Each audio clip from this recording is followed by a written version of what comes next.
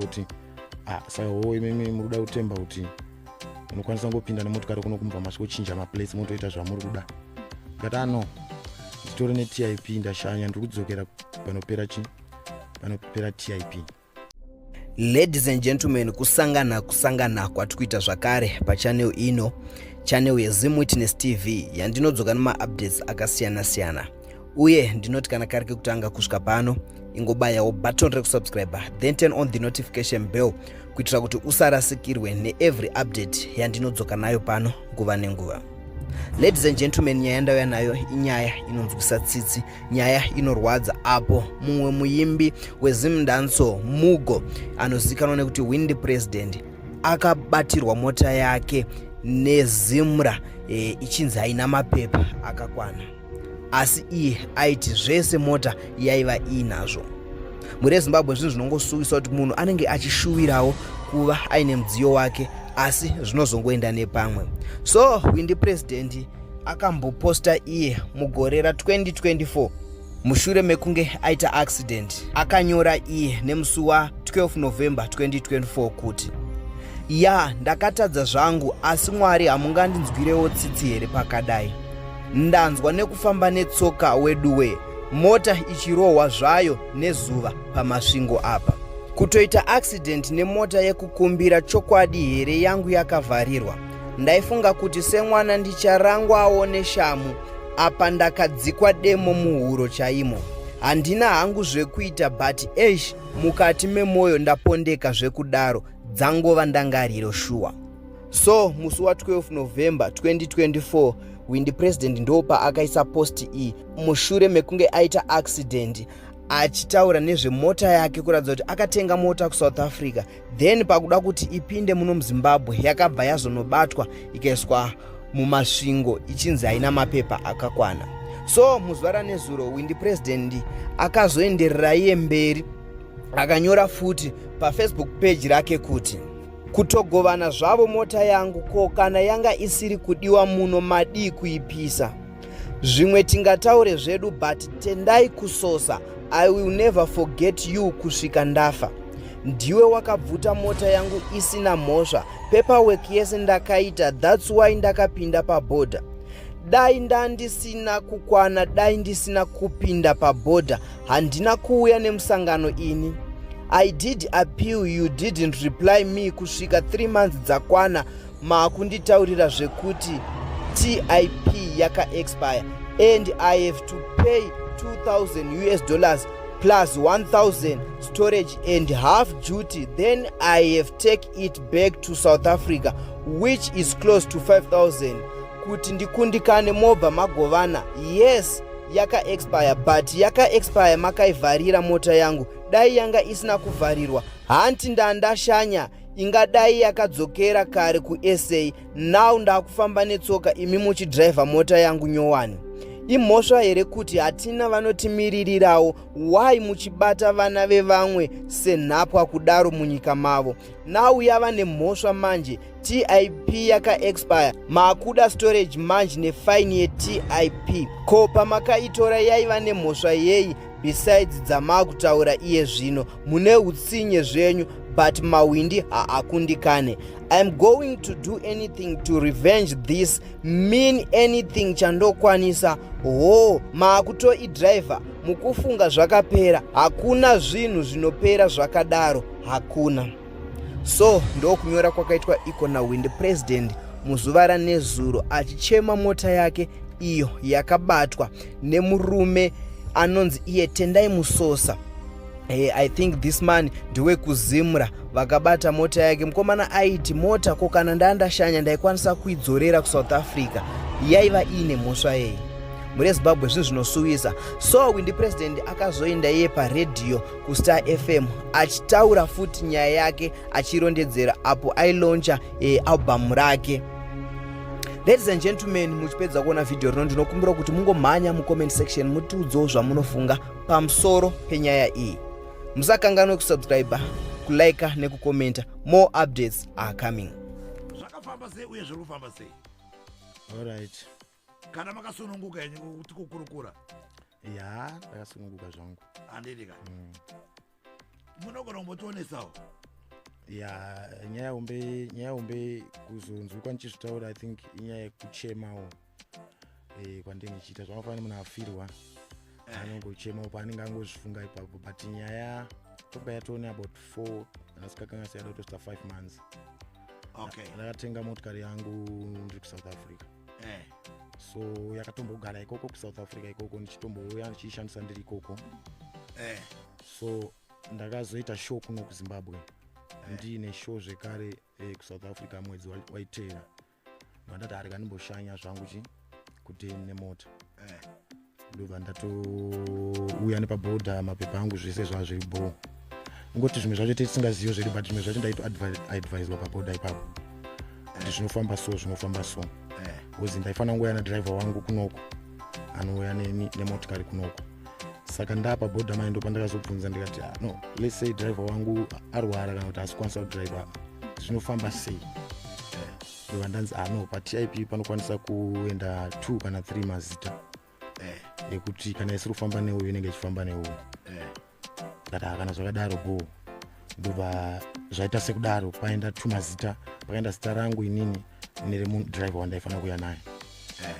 So tatokrosa takuno kumiri kunoko. Uye driver wangu wandaive naye aine madelays ake aida kuita achida kusara kubhodha. Saka inini since zita rangu ranga paTIP ndakati ndichifanira kutungamira zvangu yozotera.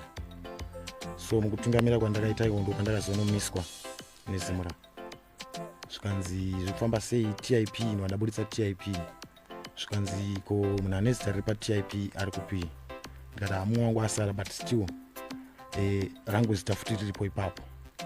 Zvikanzi aure zvakanaka. Saka tonga nyaya yakazonyanya kunetsa inyaya yekuti pavakatiunza bhuku remota. Ndandabuditsa bhuku remota ranga rine zita rangu. Saka ndichingobuditsa bhuku remota rari nezita rangu, chinhu chakutanga chakataura ofisi akangoti saka imimi muri kuda kutemba kuti unokwanisa kungopinda nemotokari kuno kumubva masvikochinja maplace motoita zvamuri kuda. Ndikati no, nditori neTIP ndashanya ndiri kudzokera panopera TIP. Zvikanzi maybe problem yakabva pakuti zita rangu ranga riri paTIP ndo zita rangu futi ranga riri pabhuku remota. So I think ndopa akangoona kunge pane chitsotsi ipapo kuti ndatopinza motokari ndakutouya kuzochinja maplace ndotoita zvandoita. So ndobva vati kouya ari kupi. Ndikati uya asala asanokwanisa kuuya. Zvikanzi ngauye. Time yandakamupinzira foni yacho nguva yekuvhara roadblock yakabva yakwana. Roadblock yavharwa ndibva ndatendwa ndibva ndanobhukwa motikari ndibva yaiswa mukati. Zvekuti uya ndakatozongomufonera ndikati saka chimbomira because aibva kubhodha. Chimbomira zvako. Ndibva ndanzi ndoapila. Ndofana kuapila. Ndibva ndanyora maemail angu andakapila tonga first week, second week, third week, fourth week ndo pandakazopindurwa. Zvikanzi no, nyaya yako taisa kuHarare kwehead office. Chiapila ikoko. Ndibva ndapila kuno kuHarare. But answer yangu yakazouya 3 months dzaakukwana. Of which 3 months ndo time inenge yakutanga kusiswa motikari. Saka ndakazopindura ndichinzi pamotikari yako ufana kuya ne2000 mosha yako ndeyekuti 2000 plus storage, of which storage ndakaikalculate madays acho yanga yakutosvika futi ku1000 US kuita 3000. Zvikanzi kana wa 3000 wobhadhara motikari iyo half duty wobva waidzosera futi South Africa. But paunosvika kuSouth Africa uchikonfirma kuti yasvika wobva wadzoserwa half duty yako iyaya. Saka ipapo ndo pakazonondoomera because ndandisina mari dzese idzodzo. Saka ndiri munhu akazongofila kuti motikari yaita sei yatoenda. So dzimwe nguva ndombozvisimbisawo. But iripo nguva iyo yekuti ndinenge chida kufamba iyo zvaita kana sekuya kunoko. Ndenda kufanira kutanga kufunga futi kuti ndoita indrive here kana ndotsvagana anondiperekedza ndo pazvinozongondibatawo. Ndozongopedzera ndazongotaurawo nyaya yacho nekutochemawo kuvanhu. But otherwise motikari yakatoenda and it's 4 months to 5 months izvinezvi, of which 3 months dzacho dzinosizwa dzakapfuura. Zvitoro saka pasina. Hapasina. Ende kuchema kwangu ndekungoti wakomana. Ndifana kungorohwa kana neshamu. Ete demo.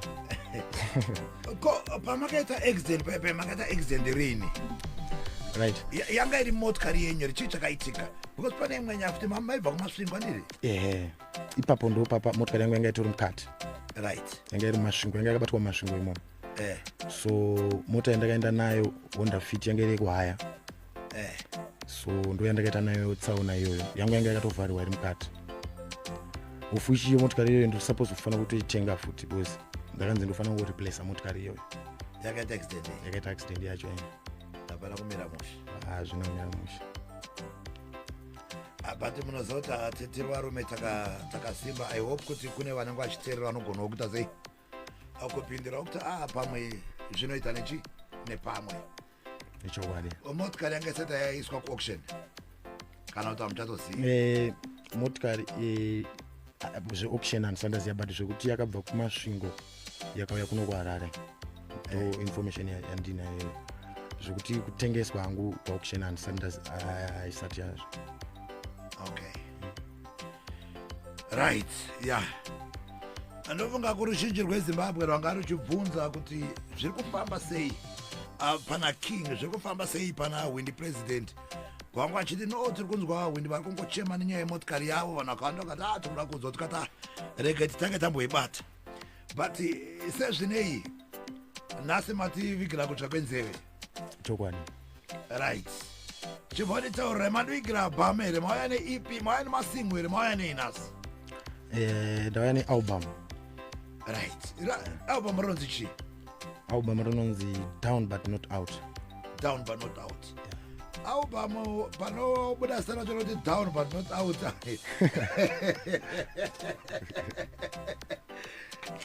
Asi zvakubva mukubatikana kwenyaya mamuchitaura here because panozonzi Down But Not Out ka asi mashoko anotaurwa kayawo tinogona satombosangana nawo ka Down But Not Out baba. Chokwadi. Unoona rakutaurwa tiri kugeto ka panenge panetsa kuti aiwe Down But Not Out. Ya chokwadi ichocho. Zvinosangana ipapo. Zvinosangana ipapo nekuti pane nguva yekuti mafans aitoona kuti munhu ari aomerwa kana inini wacho futi. Ipo nguva yekuti ndanyatsofila kuti apa pandaomerwa apa. Saka kuzvisimbisa nekusimbisa even mafans kuti no kange tiri down zvedu but hazviri kuti taparara. But pamakatigonerani pekuti kutora kurwadziwa ikoko mabva magadzira new album. Because zvimwe zvinhu zvinoitika mulive ndezvekuti zvinogona kutirwadza zvakanyanyisa but kuti tikwanise kuzvichinja tinogona kusakwanisa kuzvichinja. But zvinhu zvinokwanisa kutoti breka muupenyu kuti unokwanisa kutoramba watoo broken zvekuti remangwana nezvaunenge wakatarisira kuita unenge wakutarisa mari yakabuditsa pamotikari zvese zvakaita pamotikari obva saka zvinhu zvangu zvatoita sei zvaparara. But munoziva kuti mulive zvanzi never give up. Chokwadi. Hongu tinogona kuti mota enda but tinogona kusumuka nerimwe line ratagara chita sei tichiita kuzoti aiwa izvi zvakatoita seizvi zvakatoitika. Vamanobika album rinoti Down But Not Out rine mangoma mangani? Down But Not Out rine mangoma 16. Rine mangoma 16? Yeah. Ababa. Maproducer ari ipapo ndianani? Hapana maproducer akati wandei. Pana Ghost Magician na Sam Chris, tina anonzi Sheto from Chitungwiza, tina anonzi Movie D Streets Music from Joburg, tina Mbada Music from Joburg as well. Yeah. Pane ratirani mavideos here? Bama risatirani mavideos mkuru. Because patinobvunza nyaya yemavideo panotirwadza ipapo because dzimwe rinoti bhama rikabuda pasara mavideo mukangopedza 1 month matovarairwa makutoshanda imwe project apa takamirira mavideo. Pane tarisiro here? Bhama racho takarigadzira for a long time zvekuti taitofunga kuti tichazokwanisa kuriburitsa rane 1 or 2 mavideos futi. Saka nekuda kwezvinetswa 1 or 2 takatozoona kuti bhama racho rinogona kutozochembera risati rabuda. Ngarimbobudawo tichitsvagawo plani yekuti tizoona kuti toita sei.